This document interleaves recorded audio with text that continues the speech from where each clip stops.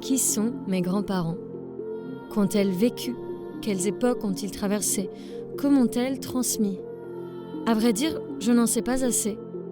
Alors, je retourne la question, et dans chaque épisode, une ou un invité viendra au micro raconter l'histoire de ses grands-parents. D'où ils viennent, ce qu'elles ont accompli, comment ils ont vécu. Et dans la multiplicité de ces histoires, j'espère retrouver des traces de mes propres grands-parents. Je crois que la plupart de nos familles ont été affectées d'une manière ou d'une autre par l'histoire coloniale et la décolonisation. Surtout lorsque nos grands-parents viennent d'en dehors de l'Hexagone.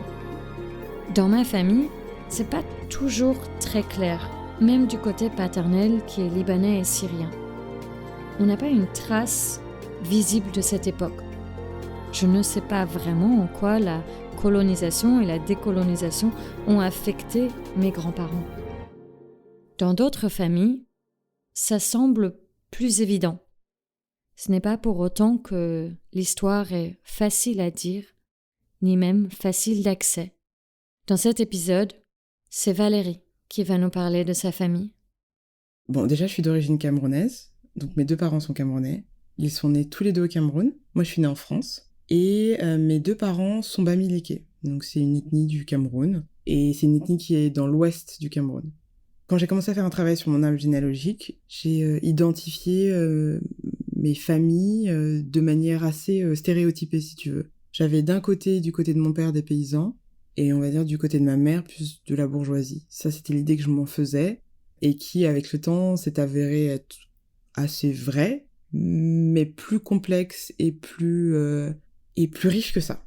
Du côté de mon père, famille de paysans, mon père a 12 ou 13 frères et sœurs, j'ai un peu perdu le compte. Donc on est hyper nombreux. Il en reste aujourd'hui 4, je crois, sur les 13. Mon grand-père paternel s'appelait Étienne. Ma grand-mère paternelle s'appelait Marie-Louise. C'est un peu difficile d'avoir les informations quant à leur naissance et au cadre dans lequel ils sont nés. Mais les informations que j'ai, qui sont une part de la vérité, je suppose, sont les suivantes. Pour mon grand-père, il est né vers 1900. Voilà, donc on ne sait pas trop quand est-ce qu'il est né exactement. Sachant qu'en 1895, les Allemands débarquent dans la ville dans laquelle mon grand-père était, qui s'appelle Tchan. Donc c'est pas très longtemps avant qu'il soit né. Et donc mon grand-père, de ce que je sais, il a été on va dire, éduqué par les colons, d'une certaine manière. Et donc, il a été à l'école avec eux, il a travaillé avec eux. L'expression que j'ai entendue pour lui, c'est que c'était le boy des colons. Alors de ça, je ne sais pas ce qui est vraiment la vérité. Voilà, c'est ce que j'ai entendu. Donc très proche. Avec le recul, je me rends compte que ça peut expliquer certains comportements que je retrouve chez mon père, avec cette proximité avec le français, on va dire, que j'avais du mal à comprendre. Ma grand-mère, quant à elle, pareil, j'ai pas énormément d'infos sur sa famille ou ses parents en tout cas, mais elle a quand même porté 13 gamins, et avec un mari qui était pas hyper facile. Moi, je le qualifierais comme rustre. C'est important de remettre en contexte parce que aujourd'hui, moi, je suis en France, et on est dans un mouvement social qui fait que on a très peu de tolérance avec la violence de manière générale, et ce qui peut être dans d'autres cultures normal ou normalisé. Alors moi je considère toujours que c'est pas bon, mais ouais, à l'époque je pense que ma grand-mère c'était pas facile quoi. Ma grand-mère est décédée il y a pas très longtemps, je crois il y a 6-7 ans, quelque chose comme ça, et mon grand-père par contre c'était il y a 20 ans. Du côté maternel, mon grand-père s'appelait Léonard. Il est né vers 1930-ish. Il a été élu par sa communauté qui s'est cotisée pour l'envoyer à Bordeaux faire ses études. Et c'était le premier commissaire, alors je sais pas si du Cameroun ou d'Afrique, mais quand même un poste important. Premier commissaire, je pense que ça veut dire qu'il était dans la police. Mais alors, j'ai pas plus de détails que ça. Et il s'est marié avec ma grand-mère, Marie, qui avait 20 ans à l'époque. Et il me semble qu'elle est née en 1936. Et ils ont eu 3 enfants, dont ma maman. Ma mère en 3e, ma mère est née en 57. Donc le fait que mon grand-père Léonard soit élu par sa communauté, qu'il se cotise pour qu'il puisse aller faire ses études en France, et que ma grand-mère soit dans la politique, on est dans un univers complètement différent du côté paternel, où là on est plus des paysans. Donc eux, ils ont eu accès à une vie plus confortable. Moi, de ce que je comprends, c'était plus bourgeois, parce qu'on est quand même sur des hauts fonctionnaires, et donc, plus de confort en fait. Mon grand-père maternel, donc Léonard, est décédé très jeune, très jeune, ma mère avait 5 ans, donc elle l'a très peu connu. Et de ce qu'on m'a dit, il est décédé d'un cancer. Moi, en ayant fait mes recherches sur l'histoire du Cameroun, sur l'histoire de son indépendance, sur les maquis, sur le génocide Bamileke, je me suis dit, bon, ça me paraît quand même un peu étrange cette histoire. Parce qu'on a un haut fonctionnaire qui, à un moment donné, décède, jeune. Donc pour contexte, la guerre d'indépendance du Cameroun commence en 1955 à peu près, jusqu'en 1960, où le Cameroun devient la République du Cameroun et acquiert son indépendance. Mon grand-père décède en 1962, et en fait de 60 à 62, mais même un peu après, on a eu pas mal de révoltes et de guerres toujours, qui sont considérées comme civiles. Donc avec ces informations-là, moi je me suis dit que mon grand-père n'était pas mort d'un cancer, mais qu'il y avait eu quelque chose d'autre qui était sûrement lié à la politique. Et avec le temps, je me suis rendu compte que c'était encore plus mystérieux que ça.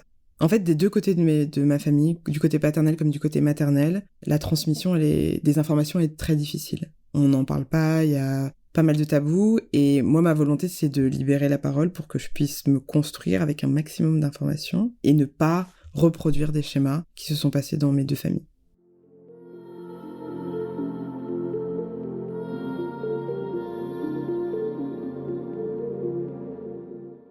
Alors, j'ai commencé par creuser le côté paternel, déjà parce que je suis issue quand même d'une culture plutôt patriarcale. Donc mon père avait jusqu'à présent une grande importance dans ma vie, toujours mais avec plus de distance, donc j'ai creusé du côté de mon père. Du côté de mon père, j'ai connu mon grand-père et ma grand-mère. J'ai d'ailleurs un souvenir de mon grand-père Étienne, on était au village, donc à l'ouest, à Tchan, et c'était dans la fin de ses années de vie. Et mon grand-père, un jour, je lui donne sa cuillère de sirop et malencontreusement, je lui en fais tomber sur son pyjama. Et il me regarde et il me dit « Tu es mal élevé ». Moi, ce souvenir, je le trouve hyper précieux parce que ça me fait rire aujourd'hui, parce que j'imagine ce vieil homme qui me dit ça aujourd'hui de haut de mes 31 ans. Mais je pense que ça m'a clairement terrifiée. Je sais pas quel âge j'avais, je devais avoir 10 ans, où il me dit ça alors que j'ai pas fait exprès, quoi. Et pour moi, ça illustre assez la personnalité telle qu'elle a été décrite par le peu de personnes qui en ont parlé, vraiment de mon grand-père, de quelqu'un d'assez militaire, quoi. Il est pas là pour blaguer, donc si tu mets du sirop par terre, c'est que t'es mal élevé, finalement. Et donc, en fait, oui, il a été très rapidement dans un fonctionnement militaire, donc en se rapprochant des colons d'une certaine manière. La manière dont ça s'est fait, je ne sais pas du tout, mais je sais juste que ça filait droit à la maison et que c'était ce que je considérais limite comme un environnement un peu de terreur. T'as pas envie de croiser ton père parce qu'en fait t'as peur en fait de est-ce qu'il est de bonne humeur, voilà. Et mes oncles et mes tantes qui n'en parlent pas énormément ou qui minimisent, je pense, l'impact que ce type de relation a eu dans leur vie et dans leur comportement eux-mêmes avec leurs propres enfants, je pense qu'ils étaient terrorisés en fait. Et que mon grand-père était violent. Donc les Allemands sont arrivés en premier en 1895, quelque chose comme ça. Et ensuite, après la Première Guerre mondiale, le Cameroun a été annexé ou devenu une colonie française et anglo-saxonne. Donc là, pour mon grand-père, quand je parle du fait qu'il était proche des colons, c'était des colons français. Et il travaillait pour eux. La nature de son travail, je n'ai pas précise, mais je pense qu'il était un peu... c'est un homme à tout faire, quoi, finalement. Donc pour les Français, mais d'un point de vue militaire. D'où cette rigueur, qui ensuite a été transmise à mon père, et qui maintenant, je pense, coule sur moi aussi. Mon grand-père, Étienne, en tout cas de la famille de mon père, je ne sais pas comment le dire, mais en tout cas, il y a des terres. Et ces terres, dont mon père a hérité, la manière dont elles ont été obtenues est un peu mystérieuse ou peut-être controversée. En gros, de ce que j'ai compris, mon grand-père, qui était du coup proche des colons, récupérait des titres de propriété, vu qu'il était proche de l'administration, etc. Et au lieu d'aller les déposer au nom des personnes dont il avait les titres, malencontreusement, je pense qu'il écrivait son propre nom. Ce qui fait qu'il a récupéré ces terres-là. Donc, c'est une expropriation, un vol de terre, et ça passe pas en fait. Donc aujourd'hui, du côté de ma famille dans ce sens-là, on a pas mal de terres, mais la manière dont elles ont été acquises est problématique. Ce qui s'est passé du coup, c'est que ces terres, on les a gardées. A priori aujourd'hui, elles sont toujours les nôtres. Enfin, les nôtres. Je me détache un peu de ça parce que justement, le poids de ça est trop lourd à porter, je trouve, et que finalement, la terre, c'est que de la terre. Mais ça a quand même un poids. Ce qui s'est passé, c'est que quand ils récupèrent ces terres-là, les personnes qui sont victimes de ça jettent un sort, en fait, une malédiction, en disant donc comme tu as volé les terres, toi homme, on va punir tes femmes. Et donc il y a cette malédiction dans notre famille qui est basée sur la croyance que nous ne sommes pas femmes de la descendance capables de garder un homme. Donc quand je dis garder, c'est avoir un mariage qui fonctionne avec un homme qui est présent, etc. Et ça, en fait, quand je regarde un petit peu de plus près les relations de mes cousines ou même dans ma famille du côté paternel, il n'y a pas beaucoup de femmes qui sont avec des hommes. On a des enfants, etc., mais il n'y a pas beaucoup de femmes qui sont avec des hommes. Le sort, c'est vraiment juste la parole qui est donnée, pas forcément de manière négative d'ailleurs, tu peux jeter un sort qui est positif, mais c'est vraiment l'idée de lancer un sort sur quelqu'un. Et je pense qu'il y a plusieurs personnes, vu qu'il y a eu plusieurs expropriations, qui ont été dans cette démarche-là. Je pense également qu'il était au courant, vu que cette information, moi, je l'ai eue d'une de mes cousines, et si tu veux, c'est comme un espèce de secret opaque qui est là au-dessus de la famille, mais personne n'en parle vraiment, mais on sait que c'est là, mais on y croit pas trop, mais je pense que l'opacité, justement, et le fait qu'on n'en parle pas, fasse que ça rend, dans la vraie vie du tous les jours, cette malédiction réelle. Et je pense que à des instances plus hautes, parce qu'aujourd'hui, on a toujours un système de chefferie dans l'Ouest, c'est-à-dire qu'on a des territoires qui sont dirigés par des chefs ou des rois. Je pense qu'ils sont au courant, en fait. Ils sont au courant de ça, c'est une information que j'ai eue. Donc je pense que c'était quelque chose d'assez public, en fait. Public, mais secret. Je me suis dit, ok, super. Alors déjà, le fait de devoir payer pour les erreurs ou les actes commis par un homme, je trouve ça assez ironique. L'homme fait une bêtise, et puis on envoie une malédiction sur toutes les femmes de sa descendance. C'est-à-dire que tu payes finalement pour des actes que tu n'as pas commis, t'étais même pas né. Donc déjà ça, je me dis, non mais les gars, comment ça se passe en fait? Enfin, je pense que ça représente assez bien la culture de manière générale de la chefferie, la culture, le culte des ancêtres Bamileke, qui est en fait cette conception que les morts sont toujours présents en fait. Ils sont toujours présents dans notre quotidien, dans notre vie, qu'il faut les honorer. Et s'ils sont toujours présents, et qu'en plus tu payes par avance pour des choses qu'ils ont fait dans le passé, donc ils sont vraiment, vraiment présents en fait. Et à ajouter cela, le fait qu'on donne aussi beaucoup des prénoms des ancêtres. Dans notre fratrie, on est 4 filles, et on a également un frère. Je pense que la première chose, c'est un travail sur nous-mêmes qu'on fait, donc chacune, pour apprendre à se connaître et à savoir qui on est respectivement chacune, vraiment, qui on a envie d'être, et quelles sont les choses qui sont pas les nôtres, finalement. Alors, c'est très difficile de définir ça parce que c'est perméable, en fait. C'est-à-dire que comment est-ce que tu arrives à définir que ce que tu es là ou la manière dont tu agis, c'est toi, ou si c'est parce que c'est ton père, ou si c'est parce que c'est ta mère. C'est difficile. Donc, c'est aussi une question de choix. Quelles sont tes valeurs? Comment est-ce que tu veux te poser dans le monde, te positionner par rapport au monde? Et ensuite, enlever tout ce qui ne te semble pas être ce que tu veux être, finalement. On peut considérer qu'il s'agit d'une malédiction de la Terre, mais justement, dans cette volonté de casser cette malédiction, je ne suis même plus sûre de vouloir utiliser ce terme, finalement. Parce que malédiction, c'est encore donner du pouvoir à ce sort ou à cette histoire. Je pense qu'elle est réelle, et je pense qu'il y a sûrement besoin d'un devoir de mémoire et de réparation. Mais en tout cas, voilà, il y a quelque chose qui se joue autour de la Terre, et je pense qu'avec mes sœurs, et même mes cousins et cousines, on va avoir quelque chose à faire à ce niveau-là pour que ça ne soit plus une malédiction, mais juste une histoire. Par contre, je pense que si on veut utiliser le terme de malédiction, là je suis absolument d'accord pour ce qui est lié à tout ce qui est lié à la guerre et aux séquelles que ça laisse en fait, de manière générale dans la vie d'un pays, puis dans la vie d'une famille et dans la vie d'un individu et de sa descendance.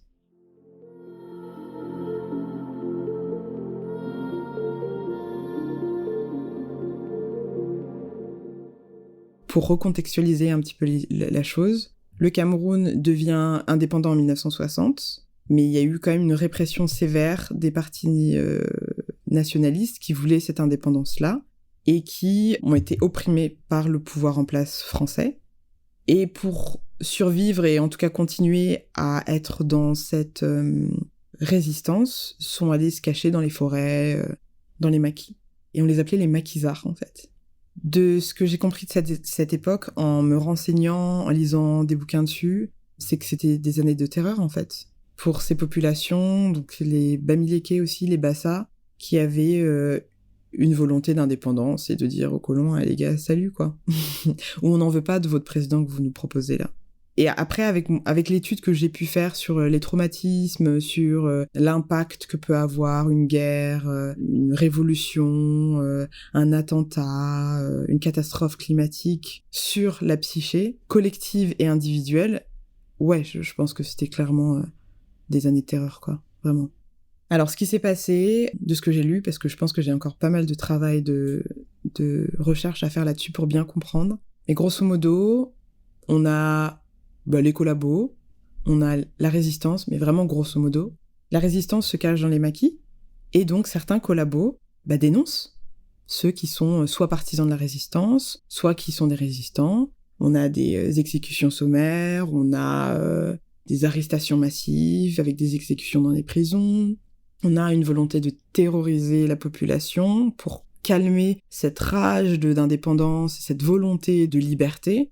On a, et ça c'est mon père qui me l'a raconté à demi-mot une fois que j'ai lu un bouquin et que j'ai fait du coup le parallélisme entre les dates, où en fait les colons prenaient les enfants de la maternelle à l'université, les mettaient dehors, et ils prenaient les personnes qu'ils avaient arrêtées, les résistants, les maquisards, ou les supposés, et puis ils les exécutaient devant ces enfants. Et mon père m'a raconté ça, c'était une balle. C'était en fait une balle, un premier coup, bang, et en fait un deuxième coup, à bout portant pour s'assurer que la personne était bien morte. Et moi je l'ai pas vécu ça en fait. Mais mon père me l'a expliqué à demi-mot, qu'il se rappelle encore du bruit. Et en fait, ça m'a vraiment permis de comprendre pourquoi mon père était tel qu'il était aujourd'hui. Et d'apaiser ma colère parce qu'on n'est pas aussi proche que j'aimerais qu'on soit. Mais quand tu vis ce type de traumatisme-là, et qu'en plus il n'y a pas de libération de la parole, et que la santé mentale n'est pas une question, forcément t'es impacté en fait. Et malgré la relation que j'ai aujourd'hui avec mon père qui est quasi inexistante, je trouve qu'on s'en sort quand même plutôt bien avec ce qui s'est passé. Ce qui me fait monter autant d'émotions, c'est... J'imagine ce que ça peut être comme traumatisme, comme niveau de terreur, à la fois pour les personnes qui ont été victimes de ça, à la fois pour les personnes qui ont été témoins de ça, et à la fois pour les personnes qui ont été acteurs de ça. Parce qu'il y a personne qui est laissé indemne de tout ça. Personne. Je peux pas y croire. Donc on est à un niveau d'horreur qui est encore dans nos chairs aujourd'hui, et qui est encore dans la décomposition de nos familles, en fait. Il y a beaucoup d'absence, il y a beaucoup de silence, il y a beaucoup de souffrance. Et pour moi, une partie est liée à cette histoire coloniale, à cette histoire de décolonisation, à tout ça, en fait. Beaucoup. C'est une croyance très profonde que j'ai. C'est pour ça que ça m'émeut autant, parce que je sais que oui, ça s'est passé il y a un bout de temps que j'étais pas présente, mais ça m'impacte encore dans ma vie aujourd'hui. Et si je ne travaille pas dessus, ça peut impacter ma vie future. C'est encore hyper tabou aujourd'hui. Typiquement, le livre dont je te parle sur la guerre du Cameroun, il est interdit au Cameroun. Donc tu peux pas, si t'es retrouvé avec ce bouquin-là, vaut mieux pas, quoi. Ce qu'ils expliquent dans le bouquin, c'est que donc il y avait ça, ces exécutions publiques. Parfois, vous alliez au marché et vous retrouviez des têtes sur des piquets. Voilà. Donc on est dans Game of Thrones, hein, clairement. On est à ce niveau-là, tu vois. Et puis l'utilisation du napalm, en fait, il y a eu de nombreuses émeutes qui ont éclaté à un moment donné de travailleurs par rapport à leurs conditions. Et en fait, elles ont été réprimées de manière sanglante. Au début, donc c'était avec juste l'armée, puis ensuite ils ont commencé à utiliser des avions. Et à un moment donné, pour sortir du coup les maquis de leur forêt, là, ils passaient au-dessus des zones a priori habitées. Et ils versaient du napalm, quoi. Et donc, en gros, la journée... Alors, j'ai pas trop d'informations sur comment ça se passait la journée, à part peut-être ces exécutions-là, mais en tout cas, le soir, les gens allaient se planquer dans les champs, parce qu'en fait, il y avait ces fameux raids qui étaient ciblés, en fait. C'est de la dénonciation. C'était ah oui, je crois que lui, sa famille, ou quelqu'un t'a saoulé à un moment donné, puis tu vas le dénoncer, quoi. Et puis on vient chez toi, et puis on vous ramasse. Donc oui, ils allaient, en tout cas du côté paternel, ils allaient dormir parfois dans les champs pour se protéger. Mais tu vois, c'est les mêmes choses que vivent aujourd'hui beaucoup de populations qui sont dans une terreur de guerre, en fait, où t'as les avions qui passent au-dessus, t'as des bombardements en permanence. Enfin, ce que ça fait dans ton corps, même, ne serait-ce que ça, et ce que ça fait sur ton ADN, c'est hyper puissant, en fait. Ça t'impacte à vie. À vie. Alors, je sais que ma famille, du côté paternel, du coup, allait se cacher dans les champs. C'est difficile pour moi de me rappeler qui me l'a dit. Par contre, j'ai une information plus précise sur le napalm, où en fait, mon oncle, donc des frères de mon père, Dieudonné, qui est aujourd'hui décédé, il y avait un quartier à Douala, donc qui est la capitale économique du Cameroun, où à un moment donné, il y a eu... alors je crois que c'était du napalm, hein, mais ils ont bombardé un quartier qui était a priori habité par beaucoup de Bamileke et de Bassa. Et lui, en fait, il s'en est sorti in extremis, en courant et en sortant en fait de l'espace où ça a été balancé. Et puis il a survécu comme ça, et ça c'est ma tante, donc sa sœur, qui me l'a raconté.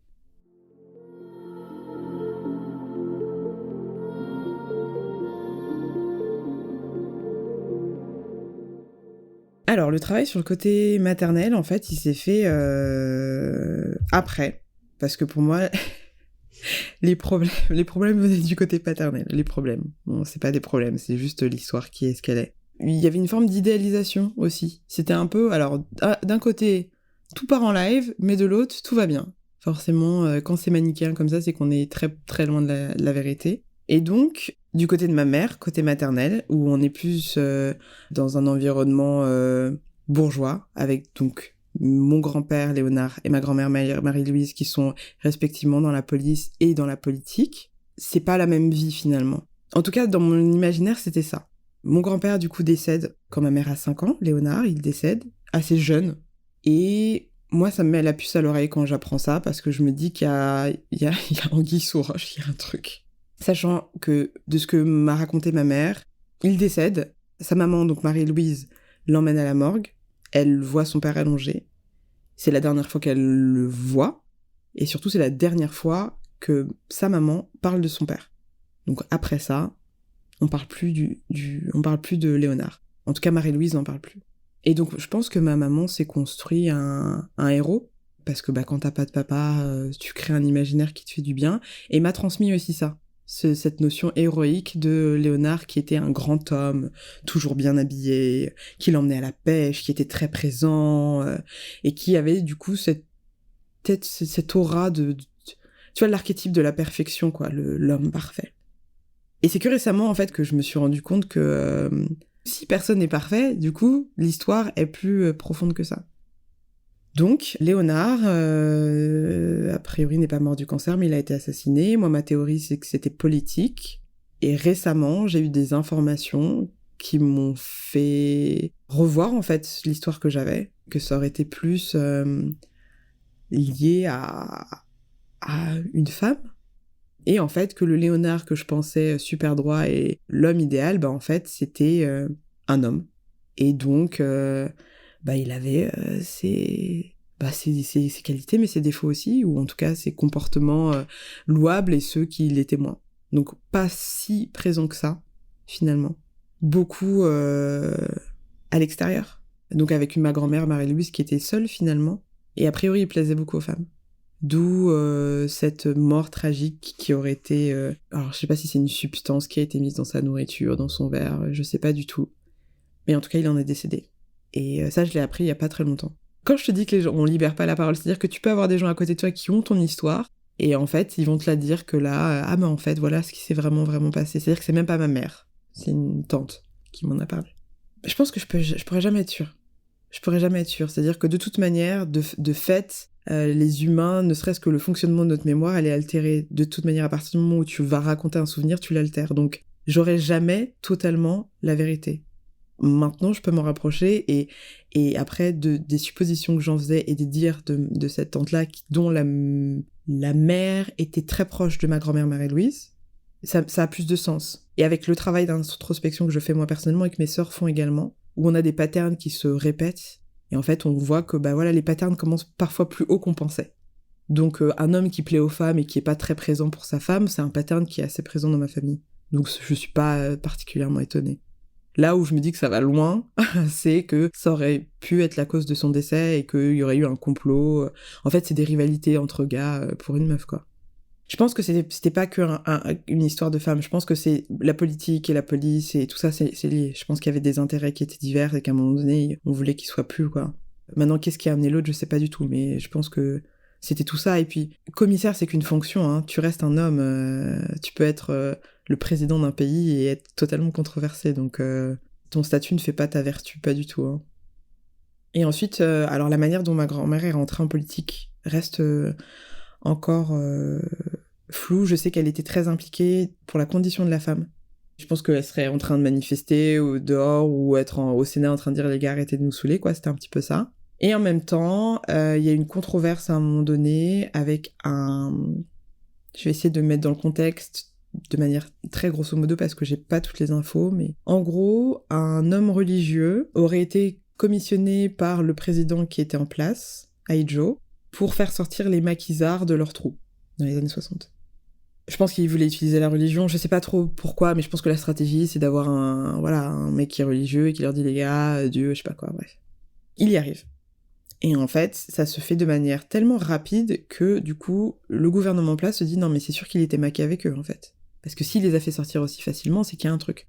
Donc, on poursuit cet homme-là, cet évêque, je me semble, qui doit du coup s'exiler au Canada, il me semble. Un truc comme ça. Donc lui, cet évêque-là était Bamiléké aussi. Et en fait, à un moment donné, dans la politique, ma grand-mère a dû se positionner par rapport à est-ce que je suis pour ce gars-là, qui est un de mes frères, ou contre.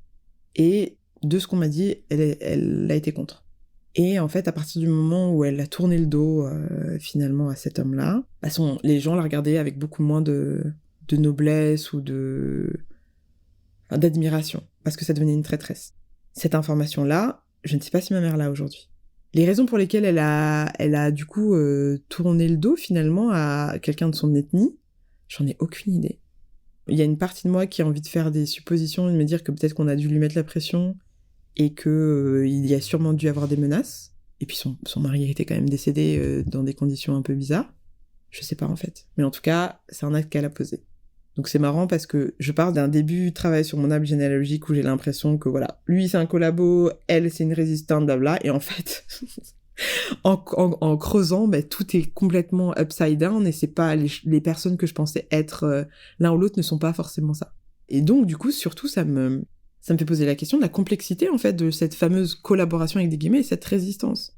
Est-ce que les collabos sont vraiment les méchants ? Est-ce que les résistants sont vraiment les gentils finalement ? L'histoire elle est plus complexe que ça, quoi.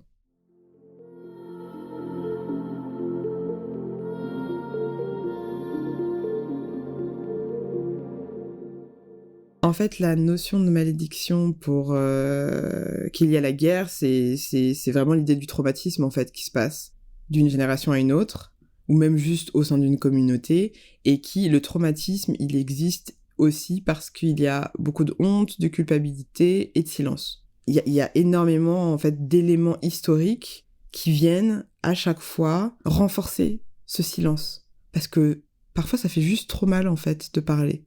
Donc on garde ce silence et puis on essaie d'oublier, mais on sait très bien qu'on n'oublie pas. Ma volonté de renouer avec l'histoire du Cameroun, elle est partie d'une quête identitaire, en fait, pour me positionner, ou du moins pour me qualifier, c'est pas exactement le terme, mais me définir. J'avais besoin, en fait, une fois que j'ai fait cette rupture avec, ok, donc mes parents me passent tout et du coup je suis exactement à la lettre ce que mes parents ont fait ou disent ou pensent. Pour me reconstruire, j'ai eu besoin d'avoir des bases, en fait, savoir exactement d'où je venais. Et donc, la guerre du Cameroun, elle est venue dans un second temps. J'ai d'abord fait des recherches sur l'Afrique de manière générale, l'Afrique subsaharienne, avec des grandes figures emblématiques, de la résistance ou de la volonté d'indépendance des pays, en fait. Par exemple, on a Patrice Lumumba, qui a été une voix puissante pour l'indépendance du Congo, bien évidemment, il est mort. Grosso modo, dès que vous avez quelqu'un qui parle un peu fort, quelques années après, il décède, en fait. Il décède ou il est assassiné, quoi. Et en fait, voilà, j'avais commencé par m'intéresser à ces grands noms, mais enfin, je tournais autour du Cameroun sans y entrer, quoi. Et puis un jour, je me dis, ça serait peut-être bien que je m'y intéresse, sachant que quand j'étais avec des Camerounais qui parlaient de références, moi, j'étais complètement perdue, quoi. Donc je me disais, non, en fait, là, ça va juste pas le faire. Il faut vraiment que tu t'intéresses à ces questions-là. Et donc j'ai commencé à faire quelques recherches pour mieux me comprendre, et puis j'ai fait des recherches, et puis je suis tombée sur des références de bouquins, et puis j'ai lu les bouquins, et en fait après c'est la porte ouverte, et plus t'as d'informations, et plus tu sais où tu peux trouver d'autres informations, ça te mène à d'autres informations, et puis après t'as aussi l'histoire de ta propre famille. Donc ça a été important dans ma construction pour savoir comment me positionner aussi en France, en tant que femme française, noire, de la diaspora africaine, d'origine camerounaise. Comment je me positionne, en fait. Parce que j'avais énormément de personnes qui me disaient que j'étais pas assez africaine, pas assez noire, une bounty, donc noire à l'extérieur, blanche à l'intérieur. Donc ça me posait des vraies problématiques d'identité, parce que ça me blessait énormément. Parce que quand j'allais à l'école, dans mon lycée ou mon collège privé catho, j'étais qu'avec des caucasiens. Donc j'étais clairement noire, hein. Mais quand j'étais avec mes amis, je mets des guillemets, avec mes connaissances africaines, j'étais blanche. Donc c'est un peu cette position de métisse, quoi. Alors que dans le sens pur du terme métisse, je le suis pas, alors que si je suis métisse, mais on l'est tous finalement, d'une certaine manière. Et donc ouais, c'était juste aussi pour m'asseoir dans mon identité et me dire en fait je suis africaine et mon identité c'est moi qui la définis, c'est pas toi. Si tu définis mon identité ou si tu as un souci avec mon identité, c'est que t'as un souci avec ta propre identité. Et que tu l'as pas creusée et que voilà quoi. Donc c'est dans cette démarche-là que j'ai voulu en savoir plus sur l'histoire. Le fait que mon père ait été envoyé en France par sa famille, donc ils se sont cotisés avec ma tante, qui était sa grande sœur, qui l'a aidé à venir en France, ça a clairement eu un impact sur le cours de sa vie et sur notre vie, en fait. S'il n'y avait pas eu ça, je serais sûrement, comme certaines de mes cousines, née au pays, et puis ma vie aurait juste été totalement différente. Donc il y a une partie de moi qui me dit que j'ai été sauvée d'une certaine manière, et très certainement mes cousines peuvent se dire qu'elles ont été sauvées aussi d'une autre manière. Vraiment, c'est une question de point de vue, de perspective, de sensibilité, mais je suppose que j'aurais pas ce recul-là et cet accès à la culture, ou en tout cas à ce type de bouquins, d'ouvrages qui sont interdits par exemple au Cameroun, si j'étais sur place en fait. Et aussi d'être en France, d'être du coup dans des milieux plutôt bourgeois, plutôt caucasiens, et d'avoir un père qui me dit il faut que tu sois autant que tes copines caucasiennes, enfin tes copines blanches, donc tu vas faire de l'équitation, et puis tu vas voyager, et puis tu vas aller au ski, et puis tu vas.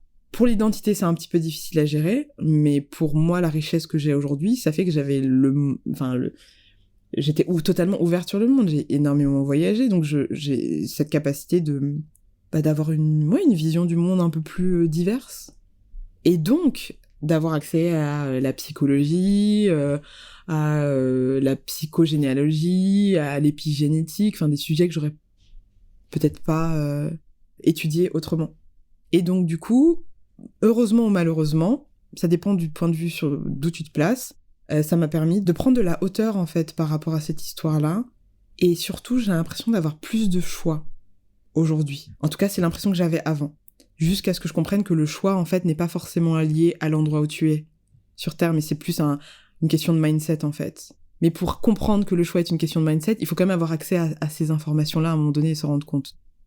Pour ce qui est d'avoir une idée ou des informations liées au Cameroun précolonial, c'est possible d'avoir des informations, je pense qu'il y en a qui circulent, mais est-ce que c'est facile ? De moins en moins. En fait, c'est une question de transmission aussi. Dans ma chambre, par exemple, il y a une de mes tantes qui m'a envoyé une photo d'un chef avec 2 de ses sujets. Il porte des djoudjouats, donc c'est ces coiffes ancestrales, mystiques, qui sont faites à base de plumes. Alors soit c'est des plumes de poulet, soit c'est des plumes de dindon. Et en fait, elles sont colorées, on les porte comme ça lors de cérémonies traditionnelles, lors des deuils, lors de cérémonies initiatiques. Et en fait, cette photo, elle date de 1836. Voilà. Donc en fait, on me l'a envoyée, je l'ai regardée, j'ai fait « Ah ouais, d'accord ». Et en fait, je l'ai mise dans ma chambre parce que je me dis là, je peux pas être plus proche de mes ancêtres que ça en termes de temporalité. C'est le plus loin que j'ai pu reculer. Alors, c'est pas forcément des gens de ma famille, mais à un moment donné, tu sais, quand dans ton arbre, plus tu montes et plus l'arbre, en fait, tout le monde est ton ancêtre finalement. Donc voilà, une image de 1836, c'est ce que j'ai pu trouver. Enfin, ce qui est venu à moi plutôt.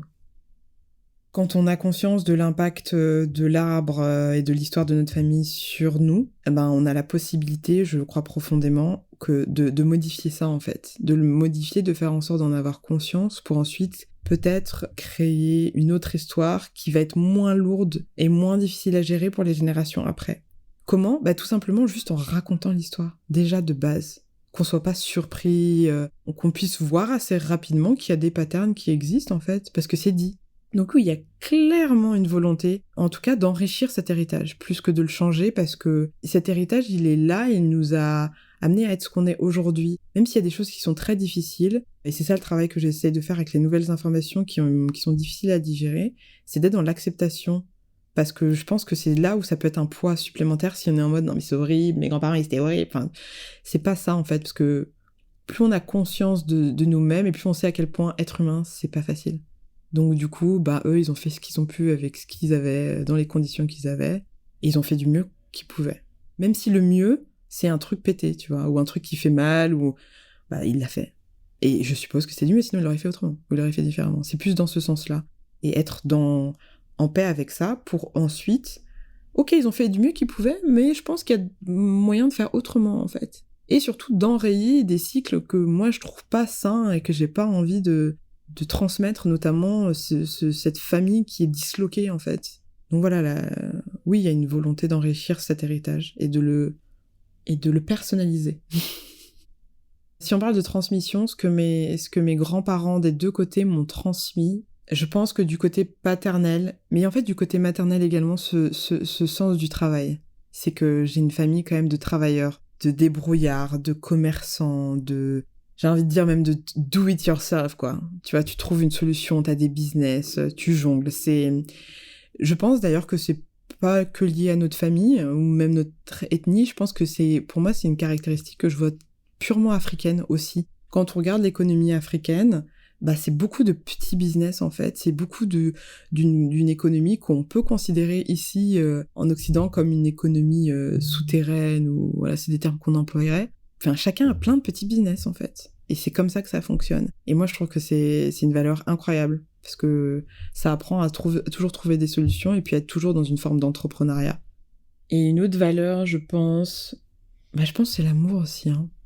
Avec toute la complexité qu'est l'amour, c'est-à-dire que même si j'ai un grand-père un peu rural, un peu rustre, qui a des relations compliquées, qui est pas cool avec ses parents, enfin moi c'est peut-être une image utopique, mais je pense que il y a beaucoup d'amour, beaucoup de souffrance et beaucoup d'amour, et une difficulté à exprimer cet amour. Et quand tu reçois de l'amour d'une manière violente, tu la passes. Tout le monde ne le fait pas, hein, mais le schéma quand même.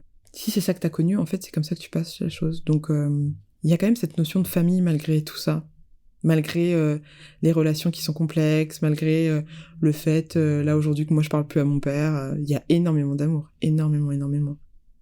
Le travail qu'on fait sur notre arbre généalogique, je pense que c'est vraiment un travail... c'est de l'amour en fait. C'est l'expression même de l'amour, parce que c'est l'amour pour moi-même, déjà, pour apprendre à m'accepter et accepter mon passé et être ok avec ça. Et puis c'est l'amour de ma famille. Je serais pas là s'ils n'avaient pas été là. Si tout ça ne s'était pas passé exactement comme ça, je serais pas derrière ce micro-là. Donc oui, c'est un acte d'amour. Et c'est un acte d'amour aussi pour le futur. Pour pouvoir raconter une vraie histoire à mes enfants et à mes neveux et nièces. Une dernière chose que j'ai envie de dire ou de partager, c'est que pour moi, je trouve que c'est fondamental en fait de connaître son histoire. Même si elle est difficile, c'est fondamental, parce que souvent on est enfermé, c'est ma croyance, on est enfermé dans des cycles et dans des répétitions qui sont pénibles souvent, parce que quand c'est des trucs positifs, à la limite, bon. Mais quand c'est des choses pénibles et qu'on se rend compte qu'on n'a pas la vie qu'on veut, parfois il y a des réponses dans notre arbre. Et ça permet aussi juste de savoir qui on est. Je trouve ça, pour moi, si c'est pas une des missions de la vie, je vois pas trop le but en fait d'être en vie, en vrai. Bon, il y a d'autres choses, hein, mais ça c'est une partie qui est fondamentale. Donc même s'il y a beaucoup d'émotions et de douleurs, et qu'on le veuille ou non, cette histoire elle est en nous, quoi. Donc autant savoir ce qui est en nous.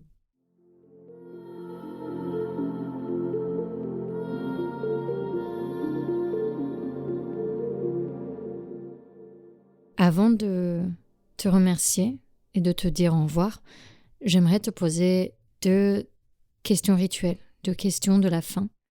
La première, parce que ce podcast s'appelle Passé recomposé, je voulais te demander si tu as l'impression d'avoir tout dit, d'avoir dit toute la vérité avec moi. Est-ce qu'il y a des parties de ton histoire que tu caches, soit maintenant, soit d'habitude, quand tu la racontes ?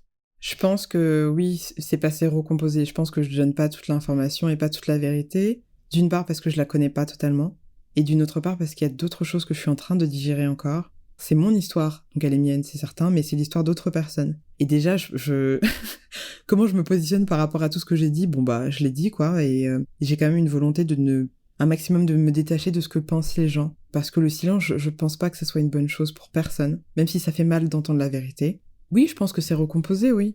Et c'est ok, de toute façon, personne n'a vraiment la vérité. Personne. Et la deuxième question que j'aimerais te poser, c'est si tu avais un grand pouvoir, une baguette magique, si tu avais la possibilité de changer quelque chose dans l'histoire de tes grands-parents, dans leur vie, est-ce que tu changerais quelque chose ? Je pense que je changerais rien parce qu'en fait, je serais pas là où j'en suis aujourd'hui s'il y avait pas eu tout ça. C'est-à-dire que c'est la vie en fait. Là, on est vraiment dans la vie avec le grand V. Qu'est-ce que c'est que d'être humain ? Et chacune des histoires qui sont racontées de grands-parents, de familles, c'est ça la vie aussi. Et ces vies-là, elles ont compté, elles ont marqué l'histoire et elles ont fait aujourd'hui que les personnes qui sont présentes là aujourd'hui. Et qu'elles ont aussi leur part de travail à faire si elles sont conscientes pour peut-être modifier cette vie-là pour que ça soit plus en paix ou plus dans l'amour ou une expression différente de l'amour ou plus en adéquation avec qui elles veulent être. Donc non, je pense que je changerais rien, même s'il y a des choses qui sont très très difficiles et horribles, parce que j'essaye un maximum de faire confiance à la vie et de me dire ok, il y a des messages derrière tout ça et il y a quelque chose à dénouer, il y a quelque chose à comprendre, il y a peut-être quelque chose à guérir et que on vit nos vies pour nous, mais on les vit pas que pour nous. On les vit pour les gens qui étaient avant nous et on les vit pour les gens qui vont arriver après, tu vois. Pour moi, dénouer, c'est mettre en lumière, c'est clarifier, même si c'est difficile quand on sait qu'il n'y a pas de vérité qui existe. Dénouer, c'est libérer aussi. Donc non, on changerait rien, même si c'est dur.